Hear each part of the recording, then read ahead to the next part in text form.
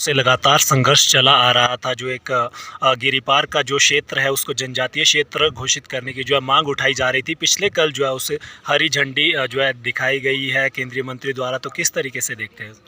देखिए 55 साल का जो सूखा है वो टूटता नज़र आया है और बड़ी राहत केंद्र सरकार ने 3 लाख हाथियों को दी है। गिरिपार जो हमारा क्षेत्र जिसका आपने जिक्र किया है और लगभग 400 गांव इसके अंदर आते हैं।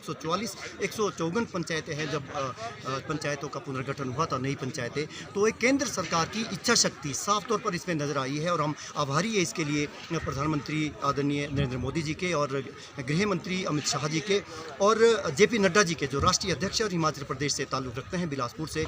हाल ही में उन्होंने हिमाचल प्रदेश का दौरा किया था। हमारे एक प्रतिनिधिमंडल हाटी विकास मंच का उनसे मिला था और उन्होंने आश्वासन दिया था कि इस मुद्दे को जल्द ही हल किया जाएगा, किसी न किसी तार्किक अंत तक इसको पहुंचाया जाएगा। शिमला के सांसद और प्रदेश के अध्यक्ष सुरेश कश्यप जी और शिलाई के पूर्व विधायक बलदेव तोमर जी के हम आभारी है और हिमाचल प्रदेश के सर्वोपरि हिमाचल प्रदेश के मुख्यमंत्री जिन्होंने एक आश्वासन सदन के भीतर दिया था, बजट सत्र के भीतर उन्होंने आश्वासन दिया था। सिरमौर में जो जनसभाएं हुई थी उसमें उन्होंने ये कहा था कि राज्य सरकार बहुत गंभीर है और केंद्र सरकार के साथ प्रमुखता से उठाएगी। उनके आश्वासन पे आपको याद होगा बजट सत्र के दौरान हमने धरना उसको स्थगित किया था, केवल और केवल हमने उनके आश्वासन से, और हम उम्मीद थी कि ये मसला कहीं ना कहीं हल होगा। तो पहली सीढ़ी, सफलता की पहली सीढ़ी RGI जो अब तक अड़चन थी वो पार कर ली है। इसके बाद मामला केंद्रीय कैबिनेट में जाएगा और एक प्रोसेस है और संसद में भी आएगा, एक संवैधानिक संशोधन इसके अंदर होगा और हमें उम्मीद है कि सारी सीढ़ियाँ गिरिपार के लोगों के दबाव के चलते और राजनीतिक इच्छा शक्ति के चलते इसमें हमें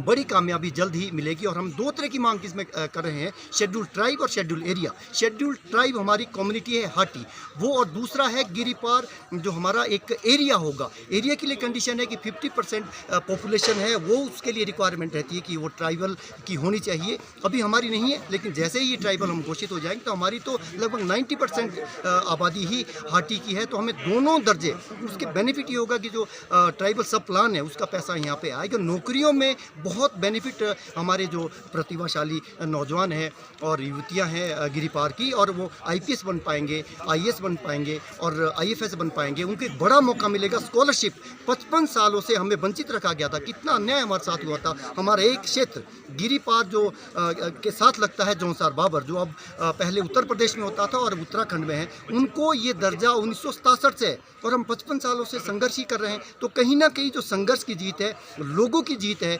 लोग आगे आए और एक लोकतांत्रिक तरीके से, लोकतंत्र लोक लाज से चलता है। प्रदेश सरकार के भी आभारी है, हम उन तमाम लोगों के आभारी है जिन्होंने हाटी के हितों की पैरवी की। हम मीडिया के भी आभारी है कि आप लोगों ने, हमारी आवाज़ दिल्ली तक नहीं जाती थी, गूंजती नहीं थी, तो आप लोगों के माध्यम से हमारी आवाज़ प्रदेश सरकार और केंद्र सरकार तक प्रमुखता से गूंजी। हम वहाँ के देवी देवताओं के भी हम आभारी है और उनका आशीर्वाद से ही हम, आपने देखा होगा माता बंगाइनी की शरण में हाटी गए थे और उनसे भी आशीर्वाद मांगा था कि आप हमें आशीर्वाद दें, क्योंकि ये एक हमारी एक सांस्कृतिक एकता है और हमारी प्राचीन संस्कृति भी है कि हम देवी देवताओं में विश्वास करने वाले लोग हैं और कोई कानून को किसी भी व्यक्ति ने हाथ में नहीं लिया। एक सीख है पूरे, मैं तो कहता हूँ पूरे प्रदेश के लिए एक सीख है कि सभी विचारधाराओं के लोग, किसी भी दल का हो, हाटी का झंडा ऊंचा रखा था। अपने राजनीतिक जो विचारधाराएं हैं वो थोड़ी, उनका झंडा थोड़ा नीचे रखा था। तो हमने कहा था हक नहीं तो वोट नहीं, और 6 महीने की हमने मोहलत दी थी कि अगर 15 जून तो हमने शिमला की दी थी, 30 जून महाकुंभ में फैसला हुआ था कि 30 जून के बाद हम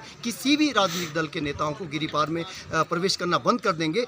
इस चेतावनी का सरकार ने भी संज्ञान लिया। हम सरकार के बहुत आभारी है और हम उन लोगों के भी आभारी जिन्होंने समय समय पर हम विधानसभा में इस मुद्दे को उठाया। और ये जो हमारा हाटी विकास मंच है इसमें काफ़ी ऊर्जावान लोग हैं और हमारे आप देख रहे हैं हमारे साथ तमाम पदाधिकारी यहाँ पे। केंद्रीय हाटी समिति जो हमारी शीर्ष संस्था है, उनका एक प्रतिनिधिमंडल कल मिला था मुख्यमंत्री जी की अगुवाई में दिल्ली में, और ये सारी खुशखबरी है वो कल दिल्ली से निकल के आई है। हालांकि क्यास पहले कई तरह के लगाए जा रहे थे कि अभी होगा नहीं होगा, कई तरह के सवाल थे, कई तरह के संशय था, वो सारा संशय अब दूर हो चुका है।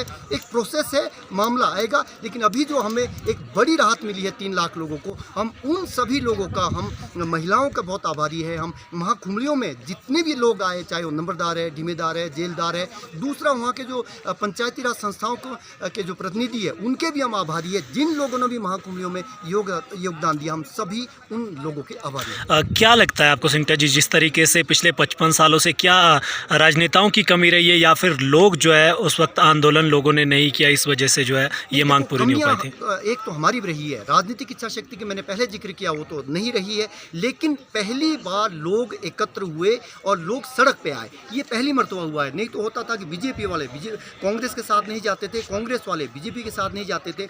हमने राजनीतिक विचारधाराओं से ऊपर उठकर लोग आए, लोग एकत्र हुए। ये जनता की जीत हम इसलिए कह रहे हैं कि राजनेता, लोकतंत्र लोकलाज से चलता है। लोगों के ऊपर दबाव किसका, राजनेता के ऊपर किसका दबाव रहता है? हम ये नहीं कहते कि पहले प्रयास नहीं हो, हम सब लोगों का, जिन्होंने आज तक इस मुद्दे को 55 सालों में उठाया, कुछ लोग तो इस दुनिया में भी नहीं है, उनका भी हम आभारी है जिन्होंने इस मुद्दे को उठाया, किसी भी माध्यम से उठाया हो। लेकिन ये जनता की जीत है, हाटी की। तरीके से पिछले कल जो है हरी झंडी दिखा दी गई है केंद्रीय मंत्री द्वारा जो है जनजातीय क्षेत्र घोषित करने को लेकर, तो किस तरीके से देखते हैं आप? देखिए, ये मैं तो इसको व्यक्तिगत तौर पर मेरा ये मानना है कि ये पूरे सिरमौर की जीत है। और जो जैसा डॉक्टर सिंघा जी कह रहे थे कि जो पिछले 55 साल से जिस संवैधानिक अधिकार से हम वंचित थे, उसको पाने की कल जो एक हरी झंडी जो आरजेआई ने दी है, वो अपने आप में एक सफलता दर्शाती है। और मैं सभी सिरमौर वासियों को, और खासकर जो 4 विधानसभा क्षेत्र है जिसमें 3 लाख से ज़्यादा लोग हैं, उनको मैं बधाई दूंगा जिनके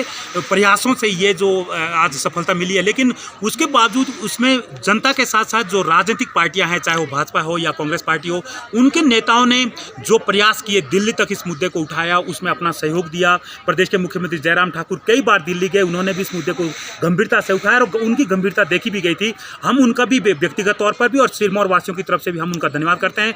जिन लोगों ने अप्रत्यक्ष अप्रत्यक्ष तौर पर इस पवित्र काम में अपना सहयोग दिया होगा, वो सभी आभार, धन्यवाद के पात्र है, सभी आभार के पात्र है। लेकिन यहाँ पर यह कहना बेहद ज़रूरी होगा कि प्रदेश, खासकर जो सिरमौर के लोगों को ये सीख लेनी होगी इस बड़ी सफलता से कि हमें किसी भी मामले पर जब जनता के हित की बात होती है तो हमें एकजुट होना चाहिए, एक भाषा में, एक बोली में बोलना चाहिए।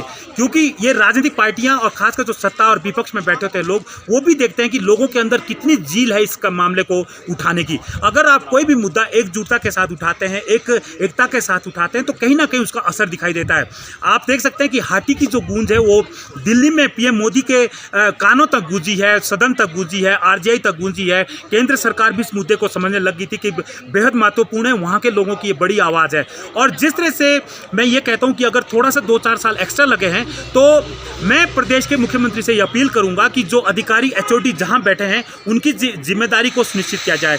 जब आरजेआई की तरफ से वहाँ से कुछ बिंदुओं पर स्पष्टीकरण मांगते थे, वो बार बार वो वहाँ से पत्र भेजते थे, तो यहाँ पर जो एचबीयू में यूनिवर्सिटी है, उसमें जो एसटी डिपार्टमेंट होता है, वो उन बिंदुओं का स्पष्टीकरण देते हैं यहाँ पर सर्वे करके। लेकिन देखा यह गया था यहाँ पर कि वो बिंदुओं को कई महीनों तक, उसको कई सालों तक उसको दबा के रखते थे, उसका क्लियरेंस नहीं देते थे, और वो वहाँ पर आरजीआई के जो ऑफिस है वो वेट करता रहता था। इससे जो ये सारा मामला जो है लटकता गया और लंबा खींचा गया। कई बार यूनिवर्सिटी के छात्रों ने वहाँ पर प्रदर्शन भी किया डिपार्टमेंट के खिलाफ कि जब आरजीआई वहाँ से रिपोर्ट मांग रहे हैं तो आपको रिपोर्ट दे देनी चाहिए। तो ये इससे ये लगता है कि जो 3 लाख लोगों के जो संवैधानिक अधिकार है, उनका गला दबाने में जो अधिकारी होते हैं वो कोई कोर कसर नहीं छोड़ते। ऐसा भी देखा जाता था कि लोगों के इसमें व्यक्तिगत होते, कई जो हिमाचल के और ऐसे एसटी के जो क्षेत्र हैं, चाहे वो किन्नौर हो, लाहौल स्पीति हो, चंबा के लोग भी हैं और जगह भी है, तो उनको कहीं ना कहीं ऐसा लगता था कि एक बड़ा क्षेत्र इसमें आ जाएगा, तो हो सकता है उनको थोड़ी सी असुरक्षा की भावना महसूस हो रही हो। तो मैं उनसे भी कहना चाहता हूँ कि उनके बच्चे उनके क्षेत्र अपना अधिकार पाएंगे, हमारे लोग हमारा क्षेत्र अपना अधिकार पाएंगे। सभी हिमाचल के लोग एक परिवार है, एक जैसे हैं। तो इसको जो है रोकने की बजाय जोरदार जंग से उठाना चाहिए, ताकि हमें 55 साल से जिस चीज़ की हमें दरकार है, जिस चीज़ की हम मांग कर रहे हैं, हमें भी अधिकार मिले। हमारे कम से कम 4 पीढ़ियां जो है खत्म हो चुकी है, 4 पीढ़ियां इससे वंचित हो चुकी है। तो अगर आने वाली 5वीं पीढ़ी को ये फायदा होता है तो हिमाचल के सभी लोगों को हमारा साथ देना चाहिए। मैं लोगों से ये अपील करता हूँ। उनकी डांट से खुद को तराशना सीखा। भूषण ज्वेलर्स, अनमोल रिश्तों के लिए।